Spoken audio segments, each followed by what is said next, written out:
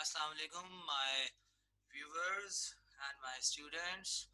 I hope all of you are fine. Today we are going to talk about punctuation, and this is the third lecture regarding punctuation. And before that, we talked about capitalization. We discussed where we can use capital letters and where we cannot.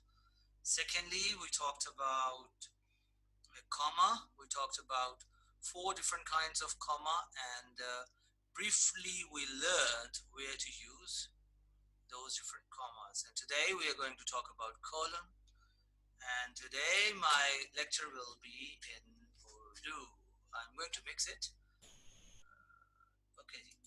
तो सबसे पहले जो है, अगर आप इस चीज को गौर करें तो हम पंक्चुएशन मार्क लगाते वक्त जो सबसे ज्यादा प्रॉब्लम हमें ऑफिशियली या एकेडमिकली भी नजर आती है, तो वो उसमें सबसे इम्पोर्टेंट जो मसला है वो कोलन का ही है। कोलन कौन सा है जी? अगर आप इसको कीबोर्ड पे देखें तो आपका ये जो एक ही बटन के ऊपर दो निशान हैं, इसमें दो फुल स्टॉप ऊपर नीचे आपको नजर आएंगे अगर लेमैन लैंग्वेज में अगर मैं बात करूं, so that is called colon. And another symbol is there, that is semicolon. That's one colon and then one full stop, and below that there is comma. So we mix them up. हम उन दोनों को mix करते हैं। हमें नहीं पता चलता कि कहाँ हमें कोलन यूज करना है और कहाँ हमें सेमीकोलन यूज करना है। आज हम कोलन के बारे में बात करेंगे कि कोलन जो है वो बेसिकली क्या करता है। इसकी दो साइड्स हैं। ऑब्वियसली कोलन बीच में आ रहा है, तो उसके एक साइड पर जो लेफ्ट साइड होगी उसके, ठीक है, और फिर एक राइट साइड पर कुछ ना कुछ इंफॉर्मेशन आप लाएंगे। तो होता ये है कि अगर जनरली स्पीकिंग बात करें कि कोलन कहाँ यूज होता है, तो याद रखें कि कोलन जो होता है जनरली 90% समझ लें कि आपका जो लेफ्ट साइड पे जो स्टेटमेंट होगी या जो भी इंफॉर्मेशन होगी, उसको जो राइट साइड पे आने वाली इंफॉर्मेशन है, कोलन की जो राइट साइड पे जो इंफॉर्मेशन आएगी, उसको वो उस पहली वाली इंफॉर्मेशन को एलेबोरेट करेगी या उसको एक्सप्लेन करेगी या उसको डिफाइन करेगी। ठीक है, यानी जो सेकंड नंबर पर या जो राइट साइड पर जो इंफॉर्मेशन आ रही होती है, वो लेफ्ट साइड पर आने वाली इंफॉर्मेशन को एलेबोरेट कर रही होती है या उसको डिफाइन कर रही होती है। और इसके अलावा जो है, इसमें एक और पॉइंट को ध्यान में रख सकते हैं कि जो पहली स्टेटमेंट होती है या जो पहली इंफॉर्मेशन होगी वो जनरल होगी, और जो कोलन के राइट साइड पर आएगी वो स्पेसिफिक होगी। मेजॉरिटी 90% केसेस में जनरल टू स्पेसिफिक जाते हैं, लेकिन ये कोई हार्ड एंड फास्ट रूल नहीं है। आप इसको स्पेसिफिक टू जनरल भी जा सकते हैं। उसकी फर्दर आगे जाकर हम एक एग्जांपल भी देखेंगे। फिर सवाल पैदा ये होता है कि क्या किस तरह का स्ट्रक्चर जो है दोनों साइड्स पे आ सकता है। तो याद रखें कि जो आपका कोलन है, उसके वो कोलन जो है दो सेंटेंसेस के बीच में भी आ सकता है, एक सेंटेंस और एक फ्रेज के बीच में भी आ सकता है, और इसी तरह फ्रेज वर्सेस फ्रेज भी हो सकता है। तो बेसिक काम क्या होता है? बेसिक काम यही होता है कि एक साइड जो है वो दूसरी साइड को, एक साइड की इंफॉर्मेशन दूसरी साइड की इंफॉर्मेशन को या एलेबोरेट करती है या डिफाइन करती है या एक्सप्लेन करती है, जो चाहे आप उसको लफ्ज दे दें। तो अगर एग्जाम्पल में आप देखें तो हम मेन जो है सेंटेंस हमें नजर आ रहा है पहले शुरू में, और जब सेंटेंस होगा तो आपकी चांसेस यही है कि पहले आपका सेंटेंस ही आना चाहिए। तो Pakistan has been facing a serious problem, ठीक है। अब इसको एक वर्ड एलेबोरेट कर रहा है, एक वर्ड इसको डिफाइन कर रहा है, उसको एक्सप्लेन कर रहा है, और वो वर्ड है टेररिज्म, ठीक है। यानी टेररिज्म जो है, जो राइट साइड पर आया, वो अब क्या हो गया, वो स्पेसिफिक हो गया। और Pakistan has been facing a serious problem जो है, ये क्या हो गया, ये एक जनरल स्टेटमेंट है, उसको हमने स्पेसिफाई क्या किया, टेररिज्म। तो एक साइड पर सेंटेंस आया, और एक वर्ड टेररिज्म ने उस पूरी स्टेटमेंट को, उस पूरे सेंटेंस को एलेबोरेट कर दिया, उसको डिफाइन कर दिया, उसको एक्सप्लेन कर दिया। हम जर्नल से स्पेसिफिक आए। अब दूसरे सेंटेंस को अगर देखें तो we reach our destination easily, क्यों जी, वो एक्सप्लेनेशन आ रही है, you told us the way clearly, आपने हमें रास्ता जो है बड़े सही तरीके से समझाया था। तो जो दूसरी क्लॉज है, जो दूसरी स्टेटमेंट है या दूसरी इंफॉर्मेशन है, वो पहली इंफॉर्मेशन को एक्सप्लेन कर रही है, एलेबोरेट कर रही है। तो हमेशा याद रखिए कि जब कोलन यूज होता है तो दोनों साइड्स जो हैं वो एक दूसरे के ऊपर डिपेंड करती हुई नजर आनी चाहिए। मतलब ये कि आपकी दोनों क्लॉजेस जो हैं वो एक दूसरे पे डिपेंड कर रही होंगी मीनिंग को क्लियर करने के लिए।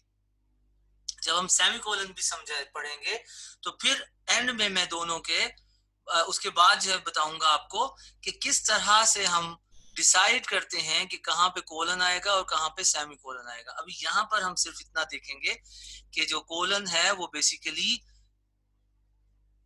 एक साइड जो है वो दूसरी साइड को एलेबोरेट करती है, डिफाइन करती है, एक्सप्लेन करती है।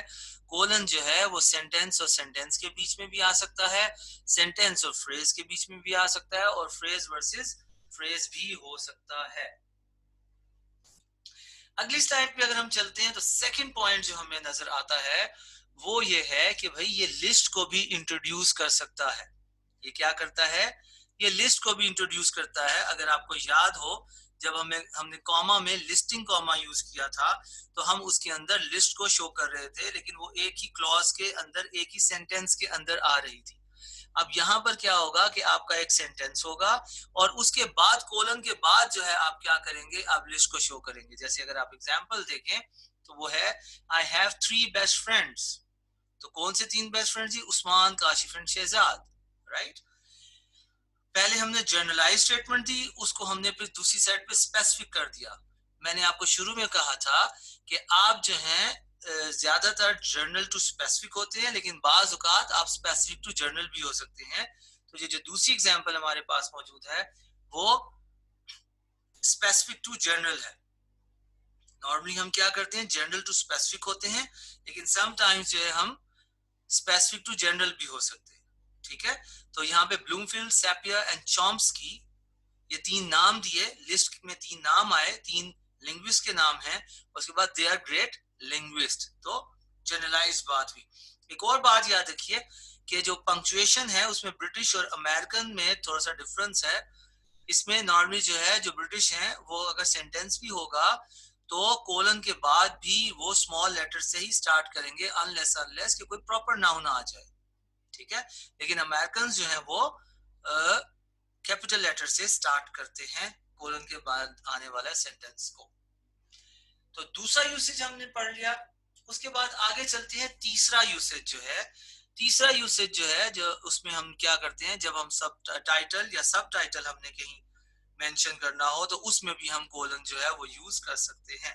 जैसे आपने देखा होगा मूवीज के जो सीक्वल्स होते हैं उनमें मूवी का मेन नाम होता है और उसके बाद उसका उस स्पेसिफिक सीक्वल, जो उसकी स्पेसिफिक जो एपिसोड होगी या स्पेसिफिक जो उसका मूवी होगी उसका अलहदा से नाम होगा। जैसे लॉर्ड ऑफ द रिंग्स है तो उसका जो है क्या था, फेलोशिप ऑफ द रिंग था। तो लॉर्ड ऑफ द रिंग्स जो है वो टाइटल है और सब टाइटल उसका क्या बना, फेलोशिप ऑफ द रिंग। तो हम उसको कोलन से अलहदा कर सकते हैं। यहाँ पर ऑक फर्नीचर है और दूसरी साइड पे द ब्रिटिश ट्रेडिशन, ये बुक का नाम है, मेन टाइटल है और सब टाइटल है। तो बुक का नाम भी हो सकता है, मूवी का नाम भी हो सकता है, किसी रिपोर्ट का टाइटल, उसका सब टाइटल भी हो सकता है, तो उसके लिए भी आप कोलन यूज करते हैं।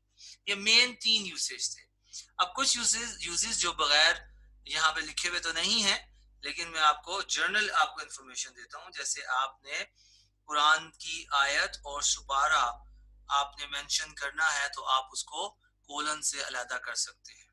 इसी तरह आप मैथमेटिक्स जब हम यूज करते हैं, तो उसमें जब रेशो आप देखें 1:3, 2:5, तो उसमें क्या आ रहा होता है, उसके अंदर भी हम कोलन यूज कर रहे होते हैं।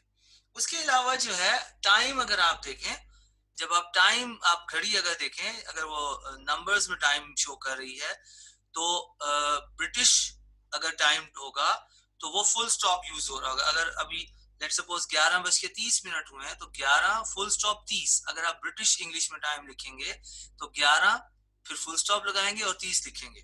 लेकिन अगर आप अमेरिकन टाइम लिखने जा रहे हैं, तो फिर आप उसमें रेशियो यूज करेंगे, कोलन यूज करेंगे, 11 उसके बाद कोलन और फिर 30। तो ये चंद यूजेस हैं कोलन के। बस मेजर चीज जो आपने ज़हन में रखनी है कि कोलन के दोनों साइड्स की जो चीजें हैं वो एक दूसरे पे डिपेंड कर रही होती हैं, उनका कोई ना कोई डिपेंडेंसी होती है। ठीक है, जब हम सेमी कोलन कल पढ़ेंगे नेक्स्ट लेक्चर में, तो वहां पर हम देखेंगे, फिर आपको दोनों वो भी आइडिया उसका समझ आ जाएगा। फिर मैं आपको बताऊंगा कि दो सेंटेंस, एक ही सेंटेंस में एक एग्जाम्पल में आपको कोलन लगा के दिखाऊंगा और दूसरे में आपको सेमी कोलन लगा के दिखाऊंगा। ठीक है, लेकिन उससे मतलब बदल जाएगा, तो वो हम नेक्स्ट लेक्चर में इंशाल्लाह देखेंगे। आई होप आपको ये समझ आई होगी, और I am thankful to you for your patience, और आई होप के ये लेक्चर आपके नॉलेज में इजाफा करेगा और आपकी बहुत सी जो प्रॉब्लम्स हैं उनको सॉल्व करेगा, और उम्मीद है कि आपकी राइटिंग जो है इससे इम्प्रूव होगी इंशाल्लाह। Okay, thank you, Allah Hafiz.